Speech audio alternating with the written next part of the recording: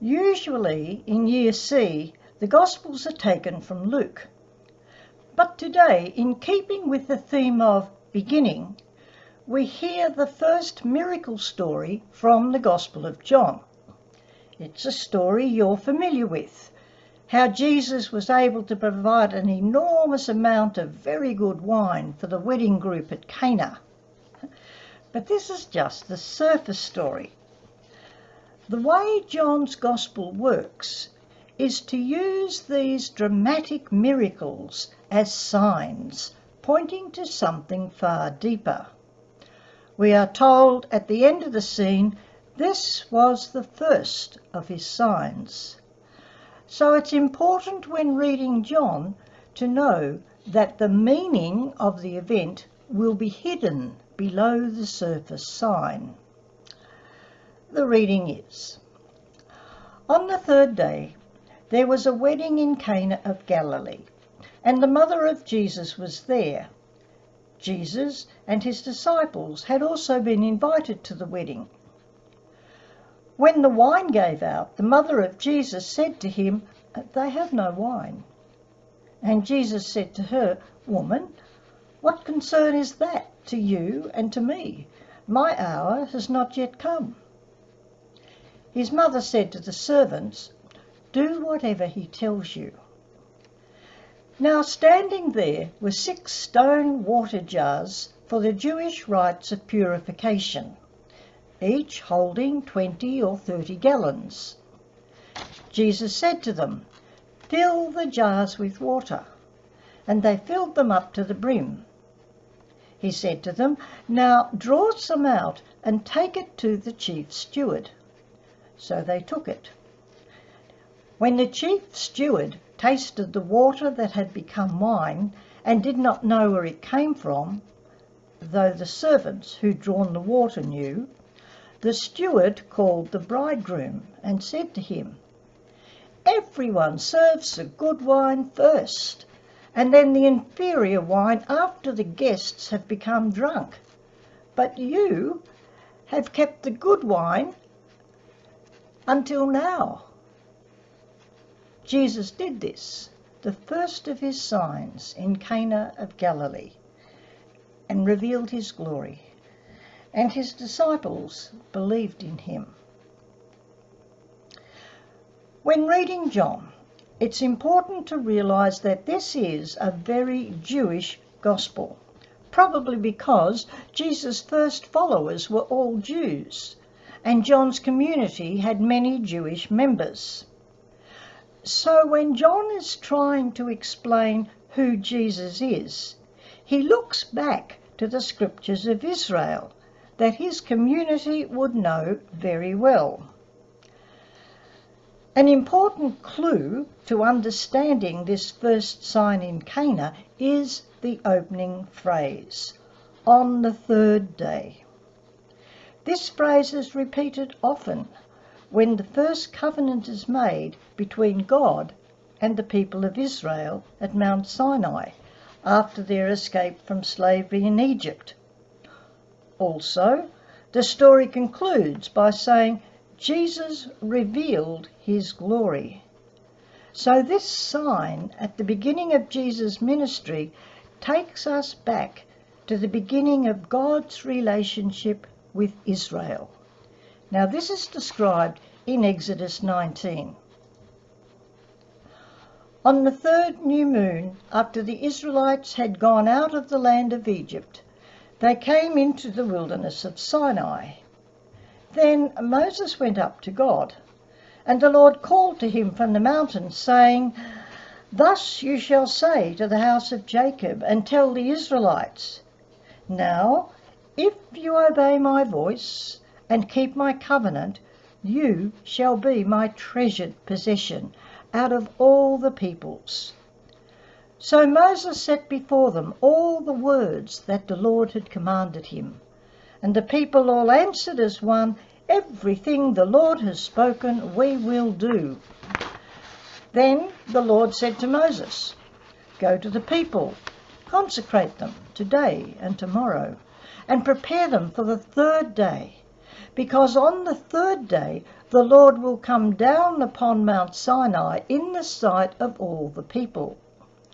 So Moses said to the people, "Prepare for the third day.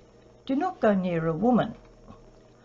On the morning of the third day there was trumpet and thunder and lightning, as well as a thick cloud on the mountain, and the blast of a trumpet so loud that all the people who were in the camp trembled.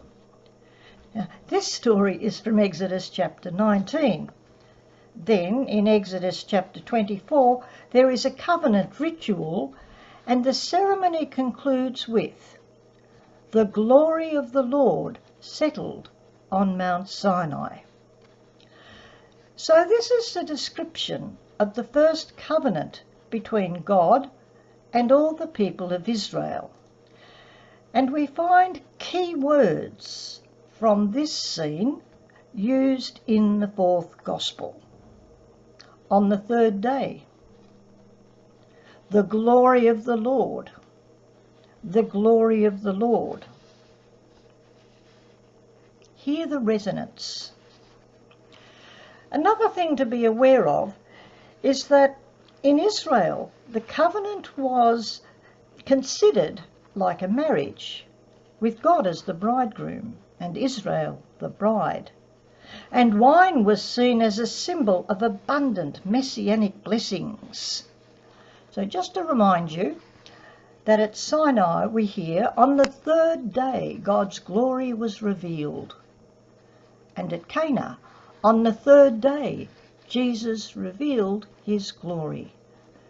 Both of these are the first public signs to the people. Now, this symbolism of a wedding or a marriage, we read in the prophets. This symbolism of a marriage, where God is represented as the bridegroom and Israel the bride, and wine is often seen as a symbol of Messianic times, of Messianic blessings.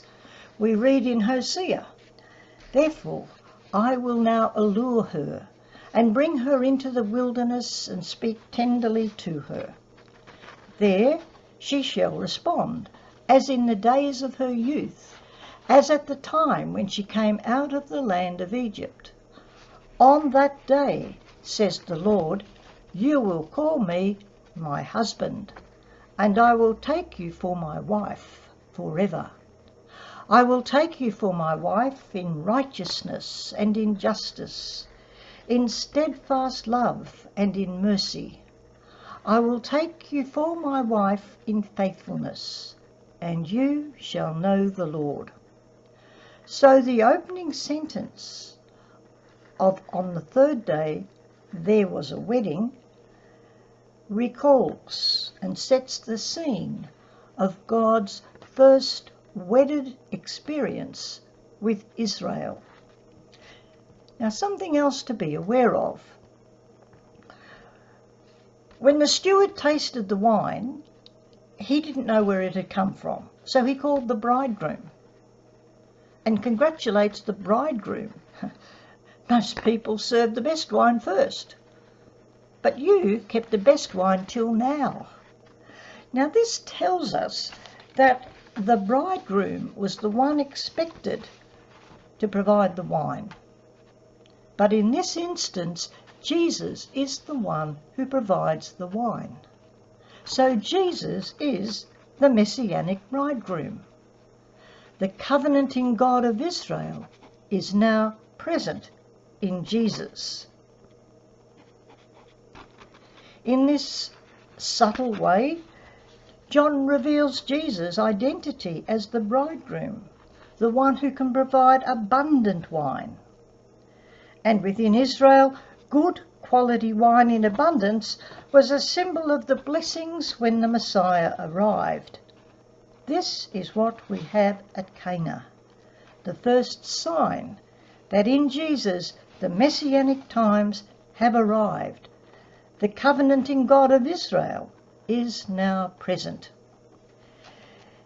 Even mention of 6 jars of water suggests that Israel's rituals, while good, were not quite complete. They were waiting for something more to bring them to their fullness.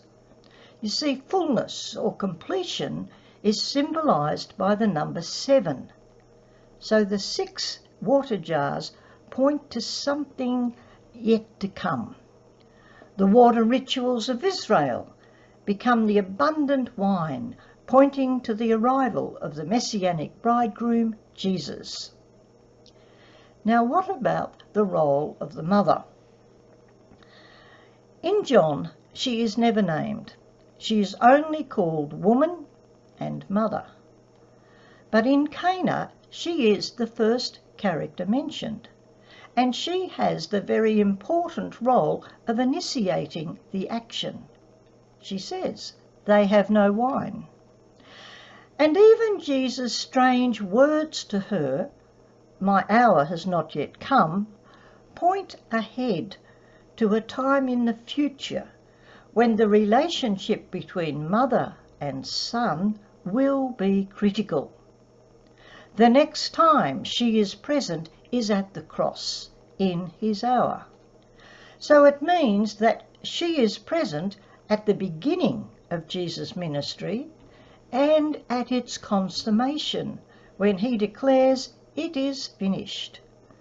As woman and mother, she holds the entire gospel narrative of Jesus' ministry. For John's community, this story would have affirmed that in following Jesus, they were still living within Israel's ancient covenant, now being brought to its fullness, that they were still in touch with God's covenant love. And love is at the centre of this scene. Human love, especially married love, is the great sign of God's love for us. God is teaching that Jesus is God with us, the divine bridegroom, drawing us into loving union. I share with you my Christmas reflection for this year. God leans down and earth is kissed. A spark of light, a breath whispers, "I love you."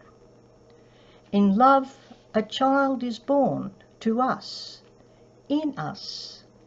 Grace is strewn abundantly. I love you. A child is born, and earth erupts in song. Rejoice, Gloria, Emmanuel. The lover continues to breathe a kiss upon the beloved. So I ask, can you see the signs of God's love in your own life experience? If you're interested in knowing some more about either the Cana episode or other episodes in John's Gospel, I suggest you have a look at my homepage, where I've got many videos on the Gospel of John. Thank you all.